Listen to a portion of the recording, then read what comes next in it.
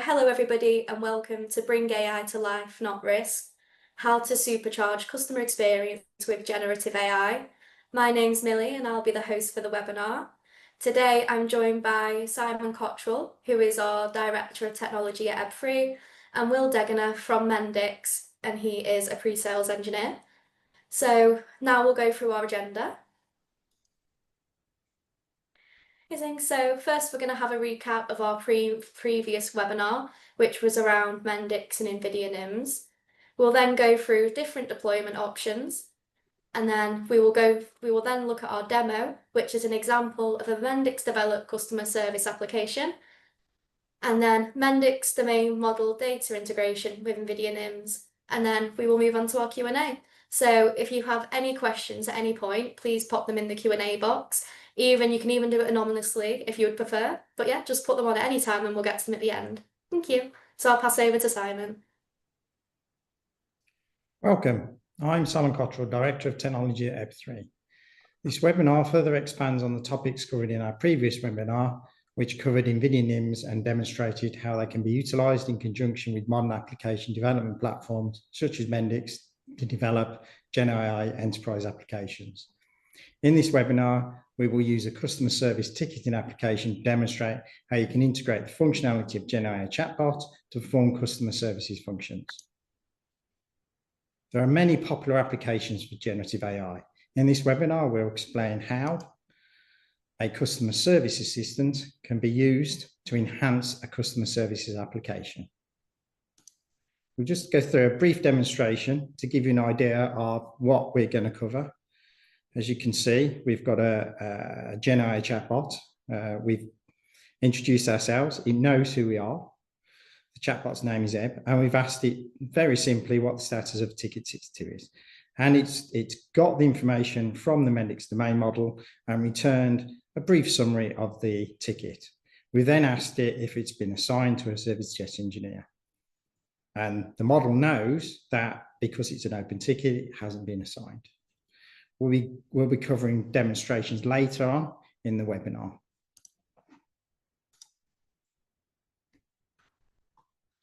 A brief recap of what we've covered during the previous webinar. To implement AI, we first need to identify a specific use case and its associated business benefits. This should align with what matters most to the business. You then need data, an AI model, and compute. These are then supported by organization's business processes, its IT operations processes, and its IT development processes. An organization can then realize an outcome and derive value. Sometimes it isn't easy to define a clear business benefit as the technology is so new. Sometimes you just need to trust the ingenuity and enthusiasm of your employees when implementing new technology. AI applications and their associated processes deliver outcomes and realize value. Throughout your AI journey, you will need to make sure you've defined a meaningful ROI and your processes are simplified, they're standardized, and they're automated. Your data is clean, prepared, consistent, and accurate. I was speaking with a customer recently, and their agents were instructed a long time ago to enter a date of birth of the 1st of November 1901 if a customer did not supply their date of birth. They had over 5,000 customers who were 125 years old. If you're hosting your own AI model, your infrastructure needs to be able to support these models. And just as importantly, your culture needs to support change.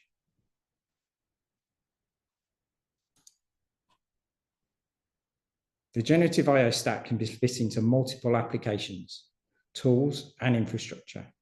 You use AI applications, but have very little control over how these applications work, how they use your data, which models they utilize, and the underlying infrastructure they imply. Generative AI applications such as ChatGPT and Salesforce Einstein fit into these categories. Tools are used to build generative AI applications, allowing you to control how an application is developed and which AI models are utilized. With cloud-hosted tools such as Amazon Bedrock and the OpenAI API, the underlying infrastructure is managed by the tool provider. Infrastructure provides complete control over where your AI applications are run, the models that you use. You can decide what servers, GPU, storage, and networking are used to support your AI applications. What this gives an organization is choice. Sometimes choice can be overwhelming, especially when developing and scaling your own AI applications. We will utilize Mendix, a low-code application development environment, to develop a customer service system application that communicates with NVIDIA Inference Microservice large language model through a chatbot. Will from Mendix will now provide an overview of their low-code platform.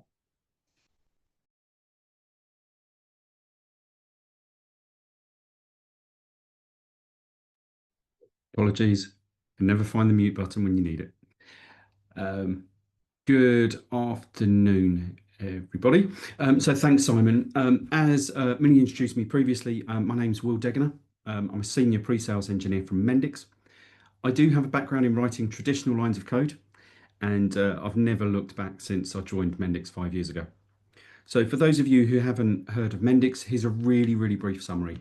Mendix is an enterprise-grade full-stack development platform, but instead of writing lines of code, we leverage a visual drag-and-drop approach to application development, typically speeding up application development by between 7 to 10 times, which are figures reported by our customers as well as the industry analysts such as Gartner and Forrester. And as Simon spent a few hours last week building out this application for this demonstration, he will attest to too. AI is a huge factor in all of our present and future, right?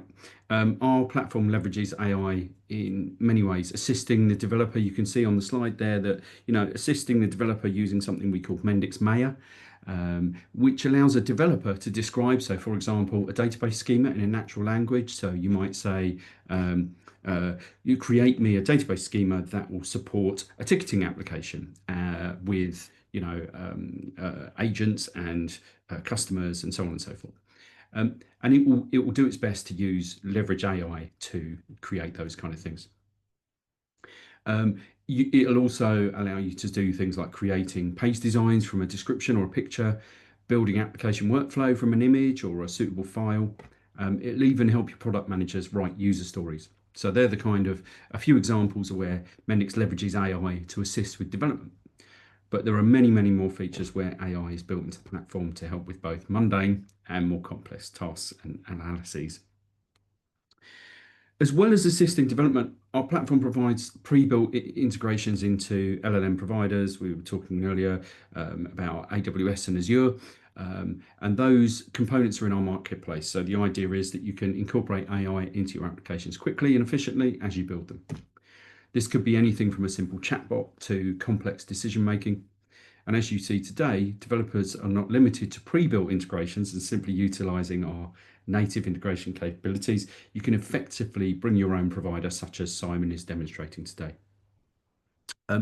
This provides developers the capability to build AI-enabled applications in an efficient and reusable manner. This really is a really, really brief introduction, so please reach out if you want to learn more about Mendix. Back to you, Simon.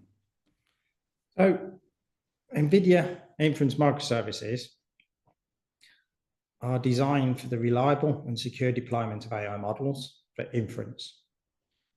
NIMs are fully validated for deployment on NVIDIA certified hardware and are fully supported in a production environment when using NVIDIA AI enterprise licensing. For large language model, NIM provides industry standard API for communication conforming to the OpenAI API standard that we're using today. It performs functions such as tokenization and removes the complexity of deploying an AI large language model.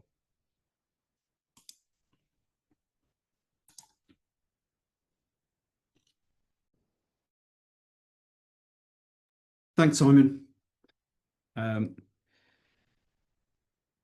So coming back to the process of building an application within Mendix, typically in whatever language you're building an application, you need to consider 3 basic components and capabilities. So in Mendix, this is largely simplified and created using visual tools, all within the same IDE. So firstly, data. In Mendix, this is called the domain model, which is a representation of your database schema. You have full control of your schema with tables, columns, indexes, relationship, etc., as you would in a normal database, but it's represented in a simplified form to get your application built faster. You can see this represented in the diagram above, but you'll see much more during the demonstrations later on. Next, we think about the presentation layer. So Mendix again provides you with a what you see is what you get editor to be able to build and design your pages, or ask Maya to build them for you, whether they be for a responsive web interface, native mobile, or PWA app. Again, speeding up application developer, but giving you full control over style and user experience. And you can ultimately drill right down into the underlying CSS for, pixel perfect interfaces should you wish. Given the integration capabilities, you can even build an effectively headless application that may sit in between two applications that doesn't require a user interface should you wish. And of course, lastly, the program logic. We use what we call microflows and nanoflows to allow you to build simple or complex program logic. Everything from providing a pop-up to a user, to manipulating the data layer, from integrating with external systems, to leveraging, as we're talking about today, an AI service. As with the above, these logic components are built using a drag and drop interface as depicted above under the term microflows. But again, Simon will show you more as we move on.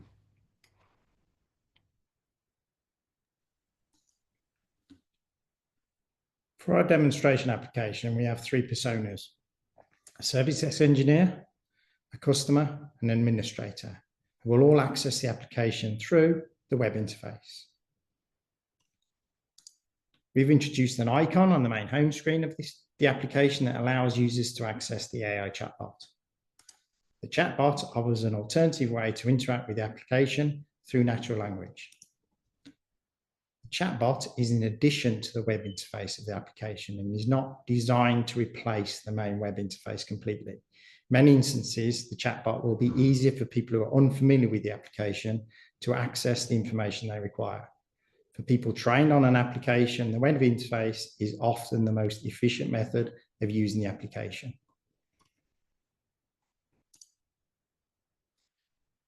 We can provide chatbot functionality for our application through several different methods. Our chatbot can contact a real person. Often the real person will use the application through the web interface while chatting to someone through the chatbot.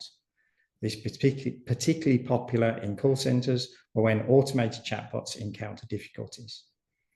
Some organizations will often pretend that the real persons are actually the AI chatbots as well.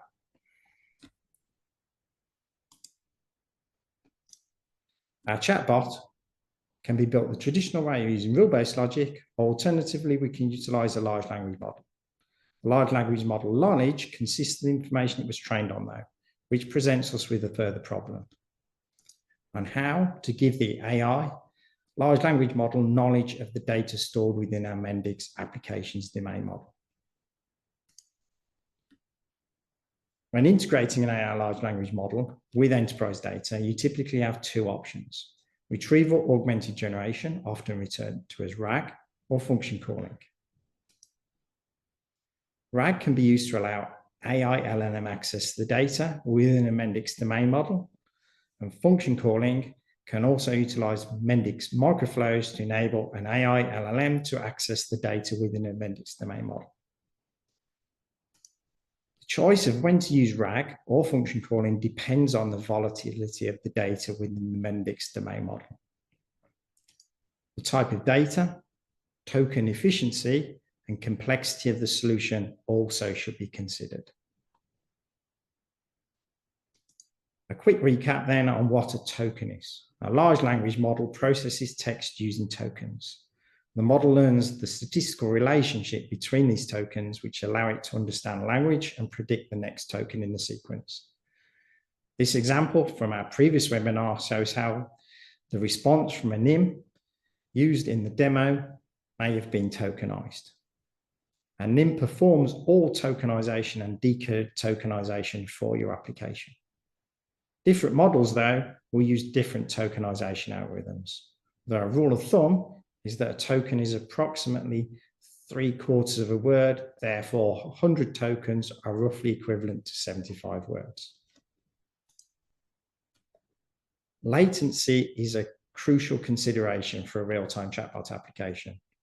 However, as the model's ability to process more tokens per second increases, so does the latency of the model. Services, such as the OpenAI API, may also charge by the token. When deploying a model yourself using NIMs, you may need to run more models and therefore require more GPUs to meet a given latency target. As models improve and new models are released, this will often change, so it's essential to monitor the performance of your model within a given workflow. This is a service that at HIP3 we can provide as part of our AI infrastructure managed services. We'll be covering GPU accelerated infrastructure management in more detail in future webinars. Within our Mendix application, the main model, we have a ticket entity. This stores information such as the title and description of a ticket, as well as the priority. And the status of a ticket. The status of a ticket can either be open or closed, with a number of other status entries in between. When a ticket is open, it may have many updates made to the ticket. However, when a ticket is closed, it will have little to no updates made. RAG is best suited to more static data, such as closed tickets and knowledge-based articles. RAG can also be helpful in summarizing trends or patterns in open tickets, where knowing the real-time status of a ticket is unimportant. As you can see from the illustration of the RAG pipeline, the domain model must be extracted and embedded using embeddings within the model. These embeddings are stored within a vector database. This vector database is referenced by comparing a prompt against the vector database using a retrieval AI. Only then is the information sent to the LLM model. RAG tends not to be very efficient when used with volatile data, as responses can lack accuracy if the vector database hasn't been updated. Function calling is better suited to more volatile data, such as open tickets, where real-time direct access to the main model ensures accuracy. Function calling can also be used not only to retrieve information, but to perform actions, such as opening a ticket. This webinar will focus on function calling to integrate an LLM model with the Mendix domain model. We will cover RAG and how it works in conjunction with function calling in a future webinar. We'll now briefly cover how the demo customer service ticket application was built using Mendix. We'll then delve into more detail of how the AI chatbot functionality was implemented. The application was built using the blank GenAI app available from the Mendix marketplace. We use version 1 of the NVIDIA Llama 3.3 NeMo Super 49B model, which is capable of supporting function calling. We also tested the application with the OpenAI API using the GPT-4o model. The ticketing application was built using various domain models shown, with various pages available to view, create, and update tickets. Various microservices have been utilized to incorporate logic into the application. When raising a ticket, several attributes are populated automatically using these microflows. We added a floating pop-up chat button to the application's homepage that is provided as part of the conversational UI Mendix marketplace model. This calls a microflow on click action. For application to make it easy to demonstrate different functionality, we utilize role-based visibility within Mendix to invoke a distinct microflow for each of the defined roles. As you can see, the example here is for the customer role. If we look examining this microflow in more detail, which is provided as part of the conversational UI module, this reveals that we first retrieve the deployment model from the database. This is where you configure the AI model that you'd like to work with, or you can configure multiple AI models with multiple different providers. This entity contains the details of the AI model. We retrieve the details of the current users as we use to set up the LLM system prompt. Using the new chat tool that is part of the conversational UI module, we create a new chat context that contains all the required configuration information needed to start interacting with the AI model being used. We pass details of the model being used, a microflow to run when an application is performed within the floating pop-up, and the LLM system prompt to be used. You can see that we've informed the AI model that we're in the BST time zone, so it will automatically correct any of the UTC timestamps that we're using within the Mendix domain model itself. We've also, as you saw previously, we extracted details of the user's name, so we can inform the model of the user's name within the system prompt itself.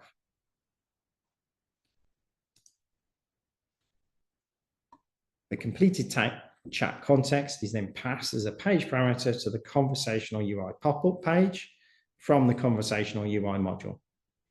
For this demo, we've not altered the page, so we are using the page directly from the module. If we examine the microflow that is executed when an action is performed within the chatbot pop-up page, we can see the main functionality that is invoked every time a user enters a prompt. For this example, we have not altered any of the default pre-processing logic that is performed at the start of the microflow. Function request capabilities are added using the Add Function Request tool. This tool is included as part of the additional modules added to the blank GenAI marketplace application. For this function, we wanted to retrieve a ticket from the domain model when passed the ticket ID via the LLM. We add the function to the current request and define a tool name and description. The LLM uses these to determine when to call the function, as multiple functions can be defined, as you'll see later. The microflow required for this function is then defined. Currently, only a single string parameter can be passed to the microflow, and the microflow can only return a single string parameter. Additional parameters can be passed if, for example, a JSON encoded string is used. The microflow also does not respect entity access at the moment for the current user, so that needs to be taken into consideration to prevent unauthorized access of information by the current logged in user. For examining this microflow in more detail that is invoked as part of the function, we can see that several steps are carried out before the information is sent back to the LLM as a string. We first retrieve the details of the current user so that we can limit the data retrieved through an XPath constraint. We then convert the string parameter into an integer so that we can directly compare it with our ticket ID attribute, which is defined as an auto number type. We then retrieve the details of the ticket from the ticket entity database. Note that only tickets assigned to the customer signed into the application will be returned, preventing the customer from requesting information on any other ticket that's within the domain model. Lastly, we export the retrieved ticket as a JSON string. If no ticket is retrieved, then no information is sent back to the LLM.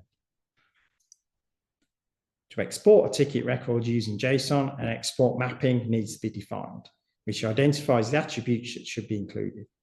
This includes any attributes that are associated with a particular ticket record.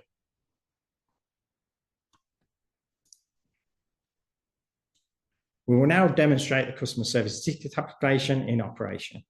Walk through an example workflow for a customer, a service desk engineer, and an administrator, showing the operation of the web interface, and then utilizing the AI chatbot to perform various actions. We're showing various scenarios that demonstrate different AI chatbot functionality and further explaining how certain functions have been configured. We'll log in using the administrator first, and we'll demonstrate the configuration of the AI models that we're going to use. So as you can see on our web page, we go to a configuration, and you can see this is all the users that we've configured and the assigned roles: administrator, service desk, and customer.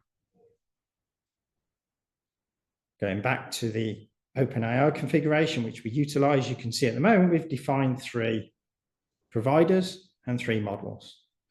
For a local NIM that's running on a local computer, for a NIM that's run from build.nvidia.com, and access the OpenAI. So what we'll do, just to make things easier, is we're going to disable the local NIM model, and we're going to disable the OpenAI model as well. You can, if you want to, choose a model yourself, but in this particular example, we've implemented the model configuration this way. To access a NIM from the NVIDIA website, go to build.nvidia.com, and we're looking for a model that can support function calling. So we're going to select the Nimatron Super 49B, and on the right-hand side, you can see that this gives all the information needed: the base URL, the API key, which after registering for an account on developer.nvidia.com, you can request. And then you've also got the model name. All these are required for you to get started.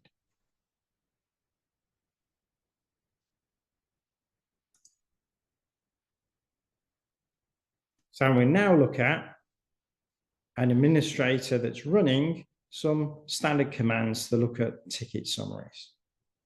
So if we just look at the number of tickets that are in the system at the moment, we'll see that there's 5 tickets, 2 are in progress, 2 are open, and 1 is closed. We'll go back to the home page and run the AI chatbot. We'll ask it simply if the chatbot can give me a summary of all the open tickets.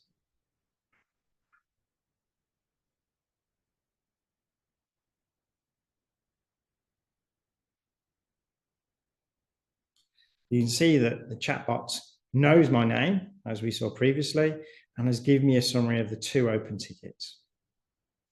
We'll now ask the chatbot a summary of the in-progress ticket. For the logic of the ticketing system, an open ticket hasn't been assigned to a customer service engineer and will have been opened by a customer. In-progress tickets are tickets that have been assigned to a customer service engineer and have got active cases running against them.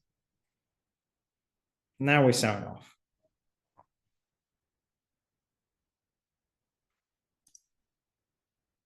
So the next demonstration is where we're going to go through a customer creating a ticket. So we'll do that first through the web interface. So as you can see, the customer has no current tickets because they're only allowed to see the tickets that they've actually opened themselves. And excuse me, I've cheated a little bit by cutting and pasting a sample ticket in. You can see that ticket's now been created, and if we go into the detail of the ticket, you can see that the ticket has not been assigned and we can edit it. We'll do the same now through the AI chatbot. So we'll introduce ourselves, and as again, it knows that we're Amelia and we've called the chatbot Ed. So we're now going to ask the chatbot if they could create a ticket. Chatbot's now created a ticket and told me the ticket ID. So if we go back to the tickets, you'll see that that ticket has now been created. What we asked the chatbot to do is, if we don't give it separate title and description, to summarize the title from the given description. And you can see that the status is open because it hasn't been assigned to an engineer. And we can also see from the information that it was opened by our chatbot.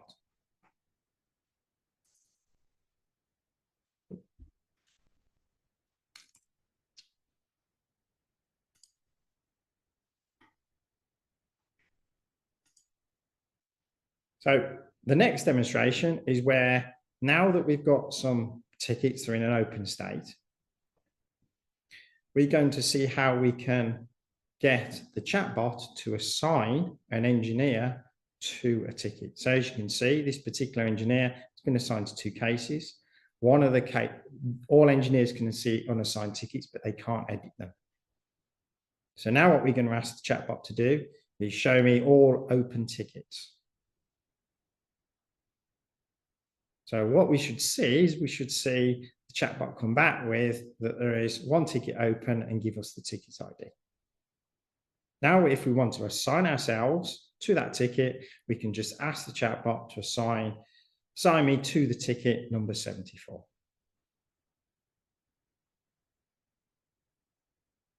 The chatbot comes back, Eb comes back and tells me that I've been assigned. If we go back and look at the tickets, you can see now that James has been assigned to the ticket.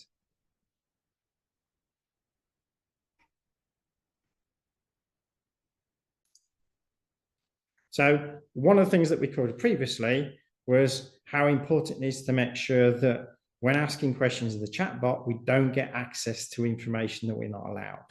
So we've signed in this time as the administrator, and you can see we've now got quite a number of tickets. So what we'll do is we'll sign out and we'll sign back in as Noah. And we'll see how many tickets that we can look at through the web interface. So as Noah's only got one ticket, we can only see that one ticket. But let's go and see what Noah can see through the chatbot. So we just ask the chatbot if we can see the status of the ticket that we know that's been assigned, that's been raised by Noah.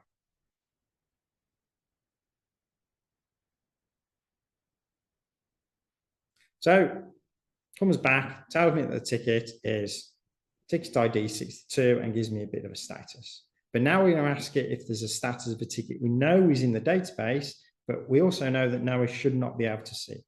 And again, the chatbot comes back and says, sorry, cannot find any information for ticket 74.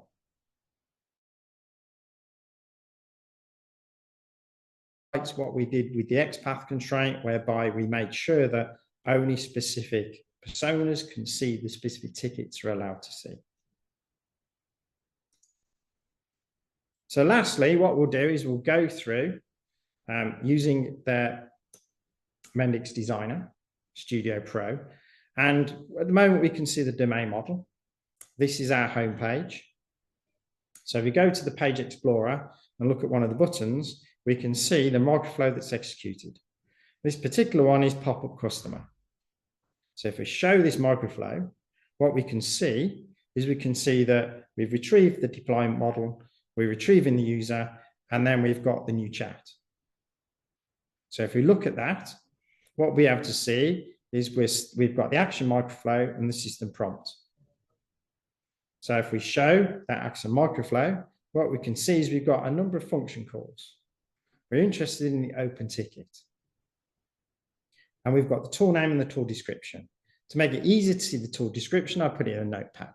But what we can see here is what I've told the model to do is, because I can only pass a string, I've told it to encode the ticket description and the ticket title within a JSON schema. So effectively what the LLM does is it passes that information back to me in a string, but in a JSON encoded string. So if we look at the microflow that's executed as part of that function, we can see that we're doing an import from JSON. So let's look at the mapping. And as you can see, what we've got title and description, and those have been mapped to a non-persistent entity. That allows us then to use the information to create the tickets and to create the ticket update. As you can see, we have a ticket that has many ticket updates. We commit the ticket and commit the ticket update. So that gives you a brief understanding of how we actually used some of the other functionality within Mendix to import a JSON string, as well as sending a JSON string back to the large language model.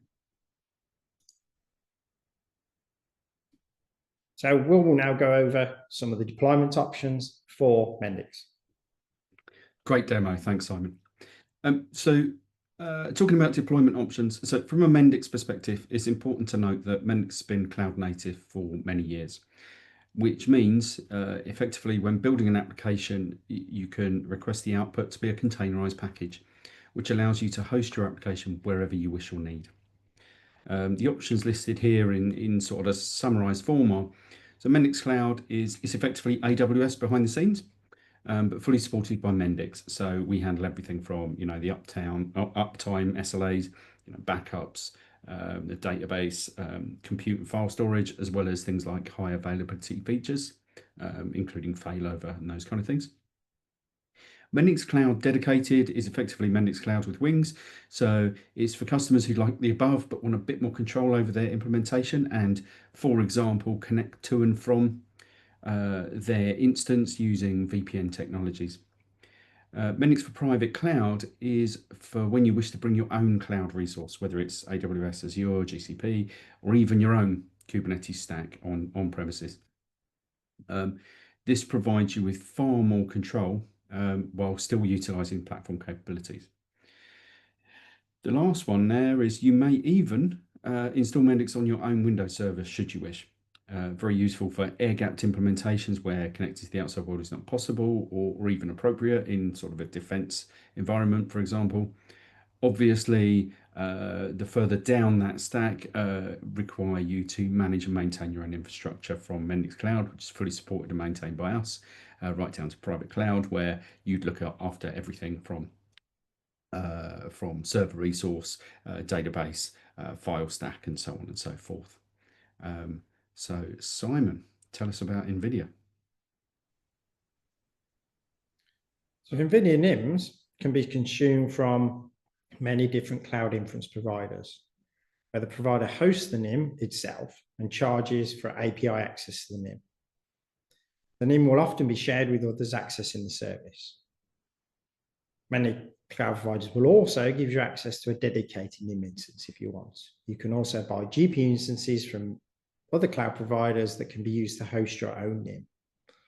For private clouds, any Kubernetes infrastructure that supports an appropriate NVIDIA GPU can support a NIM instance. NIM instances can also be deployed on servers and workstations using containerization platforms such as Docker.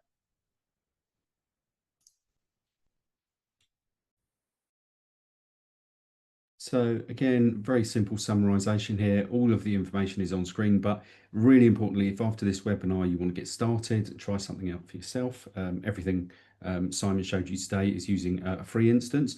So you can sign up for a free Mendix account at the link above. You'll have full access to the Academy material to start your learning journey and be able to create your own applications by downloading Studio Pro. And ultimately, yeah, no credit card, no commitment, just get in there and start building some AI applications.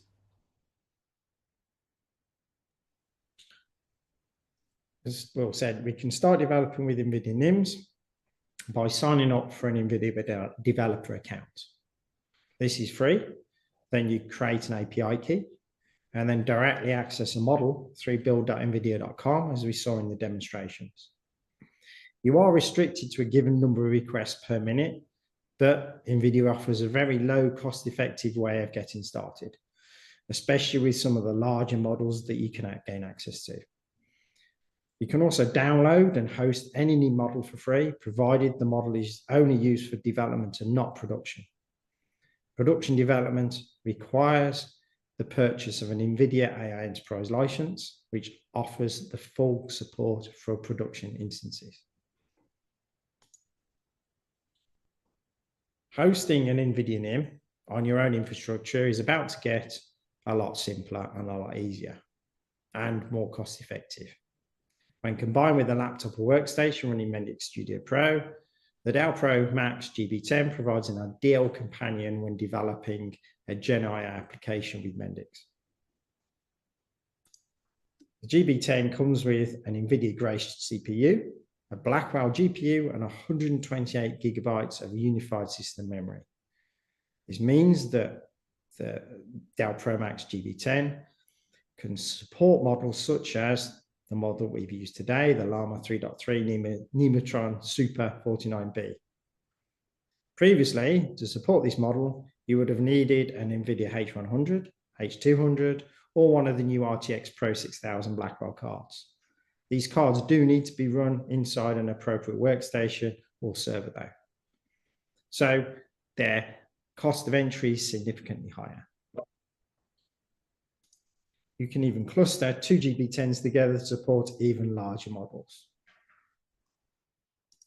The GB10 will be available late this summer, so please contact us if you're interested in purchasing a GB10 by registering at the provided link or contacting us at info@eb3.com. We do expect the GB10 to be extremely popular. Once ours arrives, we'll be holding future webinars to demonstrate its capabilities and show how it's used in conjunction with Studio Pro. At Eb3, we offer a range of services designed to help organizations deploy and scale their private cloud Mendix and GenAI deployments. Our solutions use infrastructure from Dell Technologies and NVIDIA using Red Hat OpenShift to support private cloud deployments and management of Mendix and GenAI applications. From everybody at Eb3 and Mendix, thank you for your time. We can now address any questions you have regarding the topics covered in this webinar. If you prefer, though, you can contact me or Will directly with any questions.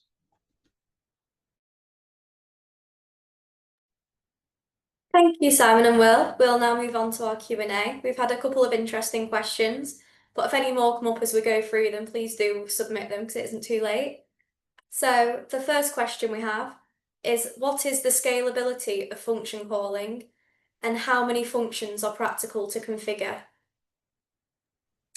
So I'll take that one, Millie. The rule of thumb is that you should really limit your functions to about 10 to 15. But it is very dependent upon the model that you're using, and it depends upon the complexity of the function itself. As you saw with the demonstration, you can increase the number of functions you're using by splitting these out into the functions used for the various different personas. So a given function might only be needed for a given persona, such as the customer. That function can also be used elsewhere, but it does allow you to limit the number of functions you're using. Great, thank you, Simon. And our next question is, can the NVIDIA LLM support multiple languages? Oh, I'll take this again, Millie. Yes, the NIM that we used does support standard languages, European languages such as French, German, Italian, and Spanish. If you want to translate a large number of languages, then there are separate NIMs available from NVIDIA that can support up to 32 languages. If you're familiar with the way that Mendix actually supports multiple languages, it's very easy to integrate this into the application, and it's something that we're looking to demonstrate in future webinars. Thanks, Simon. And our next question looks like a good one for Will, which is, where can I find out more information about learning to use Mendix? Yeah, I can take that one. Thank you. Mendix.com. We offer a comprehensive online set of courses. We call it the Academy. So once you're signed up to your free account, it's absolutely free of charge, targeted at beginners, intermediate, advanced, and so on and so forth. And you build out your own learning pathway. In addition, NVIDIA have several free and paid online courses available as part of their development program. So to get the best out of large language models, we recommend learning more about prompt engineering. Sorry, I don't know if I stole your fire there, Simon, but yes, in both places, we have a huge amount of free resource. So please take a look.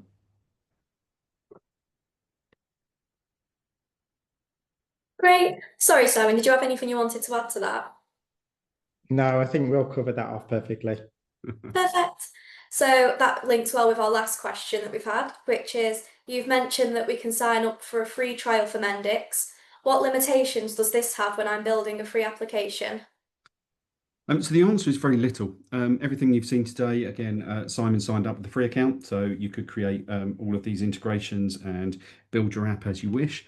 All of the downloadable marketplace modules are free to download and configure. You don't have to, you're not restricted with a free account. So there's no tools left out of the toolbox, is effectively what I'm saying. Obviously, there are limitations when it comes to, so if you're going to deploy your application, if it's a free app, you can only deploy it to a shared sandbox, a set of resources that are shared by all of the developers. and your free app will go to sleep after a short while. So you can't build a production application using a free app. You can provide an application, build an application that has production capabilities, but obviously without the resource. So you can build and test your applications as you wish. Great, thank you, Will. That was our last question, so we will wrap up there. So thank you very much for joining us, everybody. As Simon mentioned, if you do want to explore what GenAI can do for your customer experience, then the Dell Pro Max is available this summer. So please do register your interest with us at eb3.com/spark, or just give us an email and we will help you out. So thank you everyone for joining us, and thank you Simon and Will for hosting a great webinar. Thank you, have a nice day.